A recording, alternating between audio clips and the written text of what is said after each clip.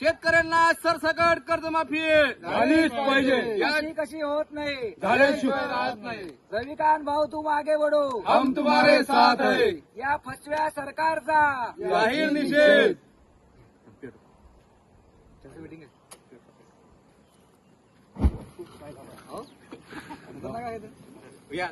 या फसव्या कर्जमाफीचा निषेध असो. शेतकऱ्यांना सरसकट कर्जमाफी झालीच पाहिजे.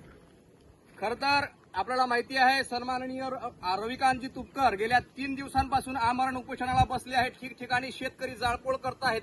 आपल्या आपल्या परीने जे काही होईल ते आंदोलन करताय. आपल्याला सर्वांना माहिती आहे या ठिकाणी की आपला शेतकरी जो आहे आपल्या स्वतःच्या उद्विग्न भावनेतून ज्याला जे जमेल ज्याला ते करेल तो ते करतोय. आणि या ठिकाणी आमच्या वाघुळ गावातील शेतकरी काय करत आहे तर आपल्या स्वतःचं जे सिंचनाचे साधन आहे ते सिंचनाचं साधन जाळून या ठिकाणी या सरकारचा या फसव्या कर्जमाफीचा जाहीर निषेध या ठिकाणी करताय. आपल्याला माहिती आहे सरकारने काय केलं, 12 तासाची विजय 6 तासावरती आणली. आणि अशा सरकारच्या जटिल आणि खराब धोरणांमुळे हा सरकार शेतकरी जो आहे तो कुठेतरी कर्जबाजारी झालेला आहे. आणि म्हणून सरकारला या शेतकऱ्यांना कर्जमाफी पाहिजे आहे. या शेतकऱ्यांची कर्जमाफी झालीच पाहिजे. या घटनेचा जाहीर निषेध म्हणून या सरकारने केलेल्या फसव्या कर्जमाफीचा जाहीर निषेध म्हणून आम्ही या ठिकाणी आमच्या ज्या जीवाचं सर्वस्व जे आहे आम्ही ज्या साधनातून जे सिंचन व्यवस्था करतो ते सिंचन व्यवस्थेचं साधन आम्ही या ठिकाणी जाळून या सरकारचा आणि या फसव्या कर्जमाफीचा जाहीर निषेध करतो. शेतकऱ्यांना सरसकट कर्जमाफी झालीच पाहिजे.